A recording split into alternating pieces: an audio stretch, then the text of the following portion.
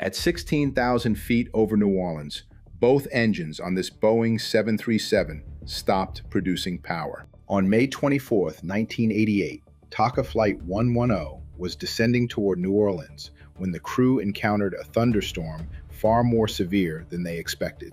Within minutes, both engines would lose power. The aircraft was descending through violent rain with no thrust, no suitable airport within reach, and 45 people on board. The pilots tried desperately to restart the engines, but nothing worked. Captain Carlos Dardano and First Officer Dionisio Lopez were now flying a Boeing 737 with virtually no thrust. As the aircraft descended through the storm, they broke out of the clouds and saw the ground below. But there was another problem. They were losing altitude, and the nearest runway was still too far away. The crew began searching for anything that might support a landing. Below them were wetlands, canals, roads, and industrial facilities, but nothing designed for a Boeing 737. Then, through the clearing weather, they spotted something unexpected: a long, narrow strip of grass near NASA's Michoud assembly facility.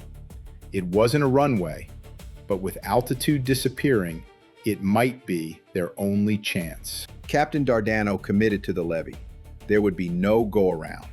With both engines unable to provide reliable thrust, the crew had only one opportunity to get the airplane on the ground safely.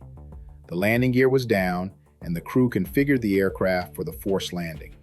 Ahead of them was a narrow strip of wet grass, never intended to support an airliner.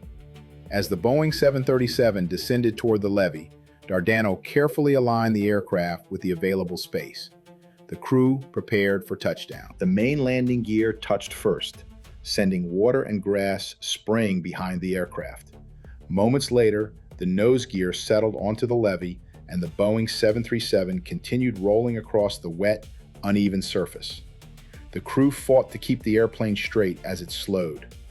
With canals and marshland only a short distance away on either side, there was almost no room for error, but the aircraft remained under control. The 737 rolled to a stop on the levee, damaged but intact. Against extraordinary odds, everyone on board had survived. As a pilot, what impresses me most is how the crew kept flying the airplane when almost every option had disappeared. What do you think was the most critical decision they had to make? Let me know in the comments. I'm Captain Frank, and thank you for flying with me.